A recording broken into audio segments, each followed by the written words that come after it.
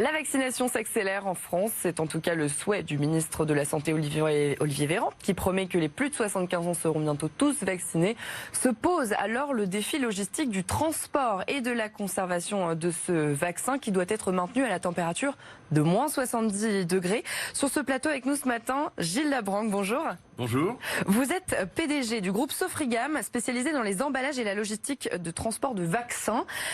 Déjà, expliquez-nous quelles règles il faut respecter pour transporter ce vaccin Pfizer-BioNTech, donc contre le Covid-19. Alors déjà, tous les produits de santé doivent répondre aux bonnes pratiques de distribution pharmaceutique, qui est un code que tout le monde doit appliquer, et qui donc fait que l'emballage doit être qualifié et adapté pour le transport.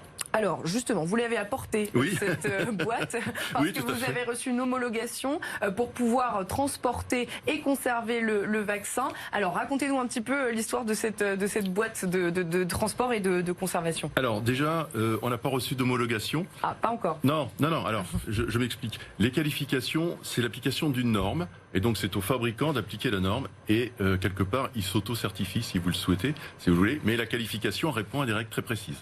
Voilà. Donc cet emballage a été, ce qu'on nous a demandé, c'est de passer de moins 70 à plus 5 et de rester à plus 5 48 heures.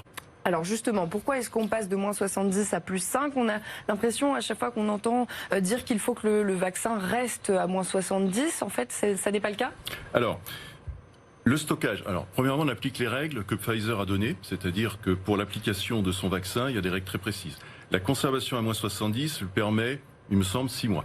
Par contre, quand on va vacciner les gens, on ne vaccine pas les gens à moins 70, on les vaccine avec un produit qui est à plus 5 et qui ensuite remonte en température avant l'injection, parce que sinon c'est insupportable. Donc on parle de cette période-là de 5 jours.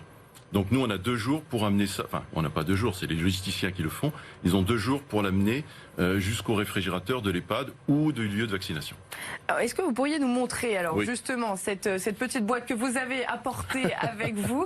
On va regarder justement de quoi il s'agit et décrivez-nous cette boîte. Alors, un emballage réfrigérant est composé d'un isolant. Là on est sur du polyuréthane qui était le produit le plus isolant. Vous avez ensuite un accumulateur de froid qui lui va faire la protection thermique. Et alors, je pense que je vais le tourner comme ça. Vous pouvez le tourner de l'autre côté, on a notre... ok.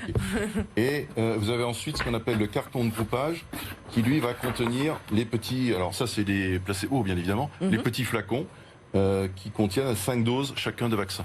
Donc là on est sur une boîte qui fait 120 vaccins. 120 vaccins.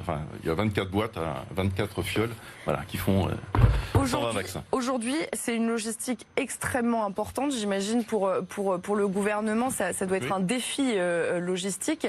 Est-ce que c'est cela qui peut aussi expliquer peut-être la lenteur qui a pris le début de cette campagne vaccinale ? Je pense pas. Pourquoi ? Alors, premièrement, nous, notre métier, c'est de délivrer un emballage qualifié pour un transport avec un schéma logistique.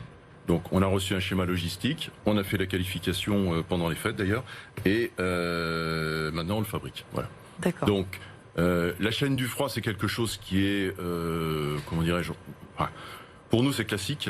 Il suffit simplement d'avoir les instructions et ensuite on fournit les emballages qualifiés, quels qu'ils soient, pour les différents transports. Je pense pas que la chaîne du froid soit le vrai problème, me semble-t-il à ce niveau-là, c'est plutôt le go, voilà. Le go. Le go, c'est-à-dire démarrer. Le démarrage, d'accord. C'est le démarrage un petit peu lent.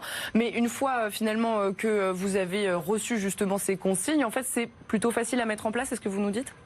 Alors, nous travaillons de façon intermédiaire, c'est-à-dire qu'il y a en général le logisticien qui est au milieu et qui nous passe les commandes. Voilà, pour faire les choses simples, qui nous dit voilà, à partir de temps, commencez à livrer avec les quantités, etc. Voilà comment ça se passe. Alors, où est-ce que vous allez livrer ? Justement, vous m'avez dit que le schéma, on vous avait donné le schéma. Oui. Quel sera ce schéma et où est-ce que vous allez pouvoir livrer ces vaccins ? Le schéma est assez simple dans ce cas de figure.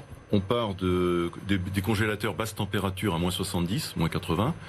Donc, ils ouvrent la boîte, ils mettent le nombre de flacons nécessaires, ils referment la boîte et ensuite c'est transporté en camion réfrigéré jusqu'au premier lieu. Et donc au total, il y a 48 heures. Y a-t-il d'autres vaccins qui nécessitent des températures aussi basses ? Est-ce que c'était quelque chose que vous faisiez déjà avant le vaccin contre le Covid-19 ? Très franchement, non. C'est-à-dire que ce type d'application moins 70, c'est, je dirais, même pas 1 millième ou 1 10 millième de ce qu'on fait. D'accord. Généralement, c'est du 5 degrés, ce qu'on appelle la tranche 2,8, qui est extrêmement fréquent pour les vaccins. Donc c'est le 5 degrés plus ou moins 3 qui est, j'irais, très communément appliqué. D'accord, donc là, moins 70, c'est quand même quelque chose d'inédit. Ouais. Comment est-ce que justement vous avez fait pour développer cette, cette boîte de conservation pour vous adapter à ces moins 70 ? Alors, ça c'est dans l'ADN de notre métier. On va utiliser la thermodynamique, des thèmes un petit peu, voilà. Non, c'est de la science du froid. Une température, c'est une donnée comme une autre. Donc après, on applique des règles physiques et puis on développe l'emballage. Il n'y a rien de particulièrement complexe par rapport à notre métier, quoi. C'est la neige carbonique qui permet de maintenir à des températures aussi basses ? Oui, c'est la seule parce que vous avez ce qu'on appelle le point de transformation, c'est-à-dire que à moins 80, elle est sous forme de petites paillettes et ensuite elle se transforme en gaz. Voilà. D'accord. Vous avez déjà reçu une commande de 10 000 pièces de cette Alors, de cette on a boîte ? déjà des commandes, oui, parce que en fait, le schéma logistique en quantité n'est pas très figé. Nous, on a besoin de quantité parce qu'il faut déjà s'organiser avec nos fournisseurs. Et ensuite, une fois que le processus industriel est lancé, après, ça roule. Voilà.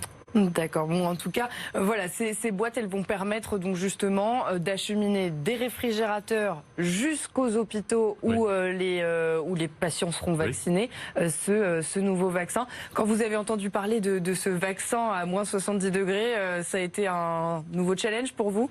Alors, il faut savoir déjà que nous sommes fournisseurs de Pfizer depuis à peu près plus d'une vingtaine d'années. Donc, le cercle des entreprises capables de faire ce type d'emballage est assez restreint.